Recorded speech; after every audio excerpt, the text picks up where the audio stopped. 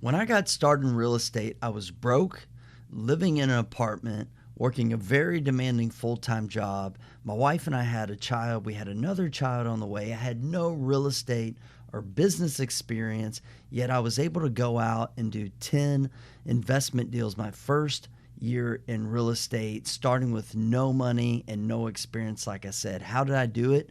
Well, there were two things that had the most impact on me being able to successfully launch my business and still be here in the real estate game 13 or 14 years later. Watch this video. I'm going to share with you what those two things are.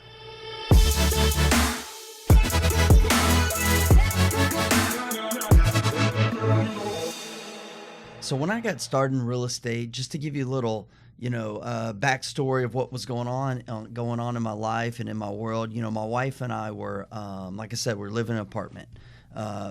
We were broke. So why were we broke? We were newlyweds. We were just getting started and all that kind of things. And I had a job. I had a corporate job.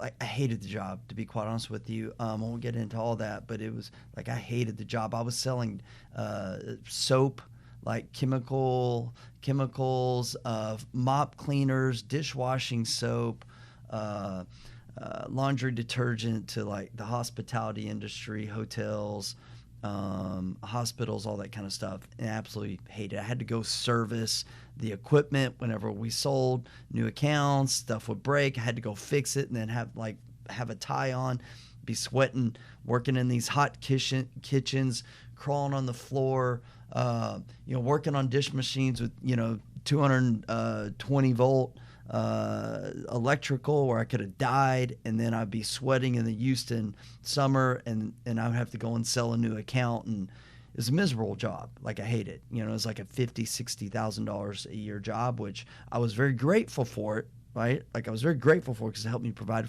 for my family. But at the same time, like I absolutely hated the job. From the very first day I got that job, and I left 7 years of law enforcement to go to that job. The very first day in corporate America, I got home from work, and my wife, asked me, she's like, "Babe, how was your first day on the job?" She's excited that I left law enforcement and I'm going to start this corporate, career and climb the ladder. And I told her, I was like, I hate it, I hate it, babe. And I can't do this forever. I told her, because it wasn't me. It didn't fit with me. I knew that I wasn't going to be the guy to climb the corporate ladder. I wasn't going to be the guy to play the politics. I couldn't do that at the police department. I certainly couldn't do it in the corporate world. But the problem and the dilemma that I had, you may have the experience right now, or maybe you've busted through this, was I didn't know what I wanted to do. I just knew I didn't want to work for anybody else, and I knew I wanted to make a lot more money and control my time and my freedom, but I didn't know how to do that. So I kind of stuck at that job without doing anything, taking any action, and I got very complacent, and I began to get just beat down by life, to be quite honest with you, and to give up and throw up my hands. I'm like, well, maybe I'll just sell my soul and I'll play this corporate game and I'll climb the ladder and I'll, kiss a little ass if I got to and do what's best for my family. And I guess that's just what I'll do. And it depressed me like a lot. And I'm like, that's not me. I can't do this, but I didn't know what else to do. So after about 2 years, this is one of the biggest things that had an impact on me, and was simply to the point. It's not the two things I'm going to share, but one of the big things that had an impact on me was I just came to a point where I was sick and tired of being sick and tired, right? I hated my job. My wife and I were in this place where we were paying off our student loans. We had credit cards, and we were just, both of us were working. We had our first child. We wanted more children, but we were like, dang, this is hard. Life was kicking us straight, and you know what? And I was just sick and tired of being sick and tired. And I was tired of playing like this victim role, telling myself, that I was stuck, that I had no options. And I just came to a point I don't know how to get unstuck. I don't know where to turn, but but damn it, I'm going to find a way. So one of the first things that I did was I just began making this commitment to myself. And I'm like, I'm going to find a way. So I encourage each and every one of you right now, if you're stuck in any type of situation, could be real estate, it could be, life, it could be your health, it could be your relationships, whatever it may be, is just make a commitment. Make that commitment that no matter what, you're going to find a way to break through. So I was very, very fortunate at the time. I met a couple of people, one person in particular that just shared some wisdom with me and encouraged me kind of where I was at. And he was a successful real estate investor. And I met with this guy one time, very brief conversation, but he just spoke some life into me, encouraged me to chase whatever it was that was in my heart and not give up no matter what. And that's what I did. And at that point in my time, I'll tell you, I read nothing, right? I would watch TV, and that's about it on my leisure time. And he did encourage me to read. So I went down the traditional, Rich Dad, Poor Dad. I remember reading Rolf DeRoos and just, a bunch of real estate books.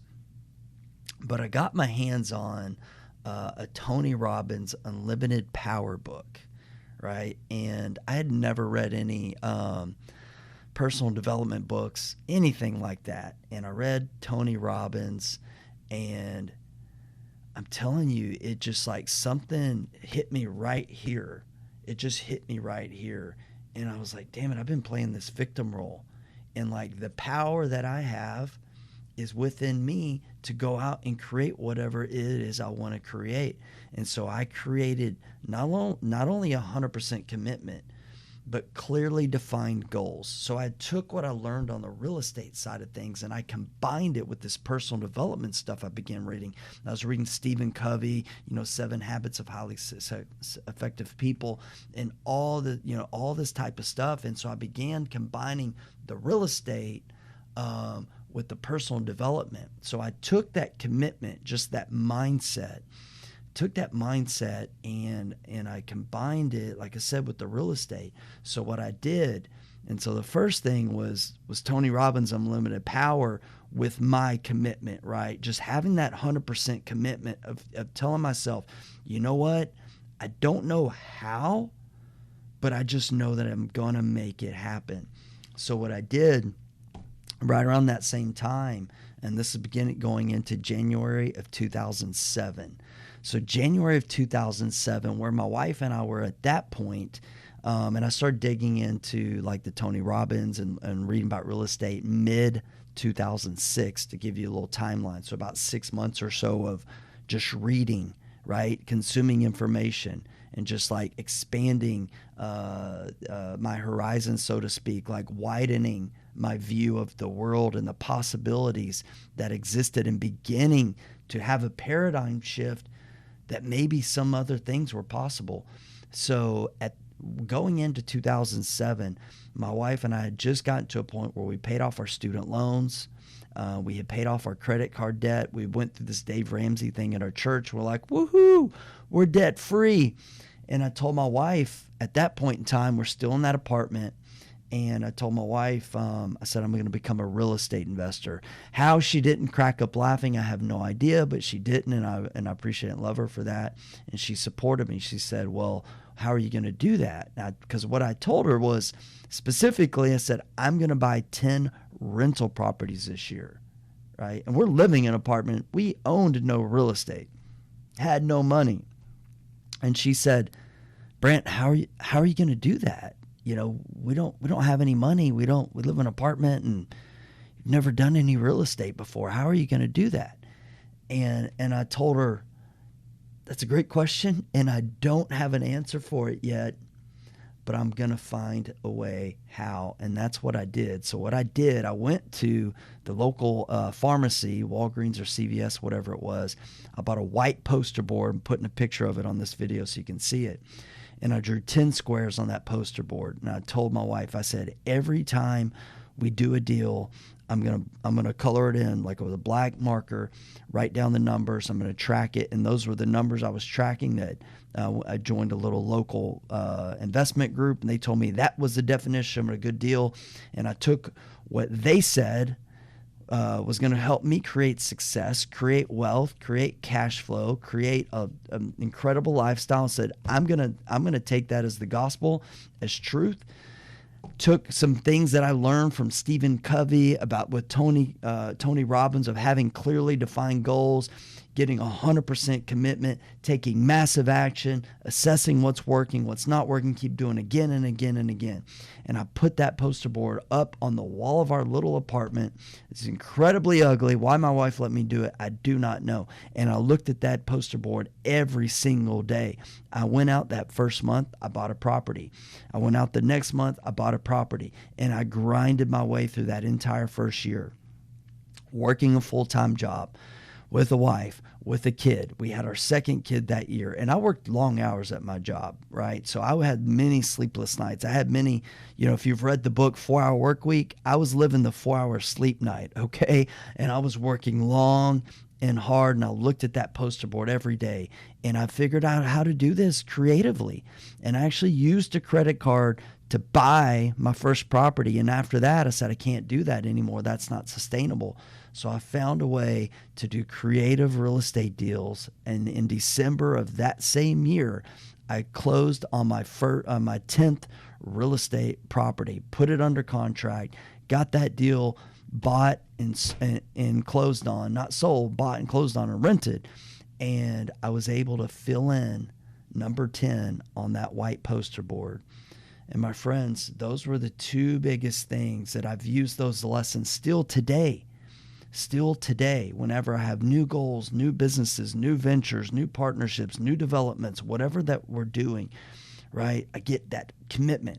Because if you're not committed, you're very, very, very likely, almost assuredly going to fail.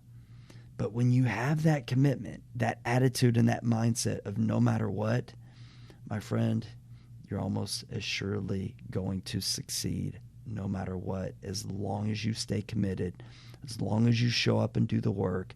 Yes, you have to have fundamentals. That's what we talk about on our show. And I encourage you to hit the subscribe button, give me a little like, come back, watch everything that we're doing here. So we're teaching you solid real estate fundamentals that are sustainable in any market.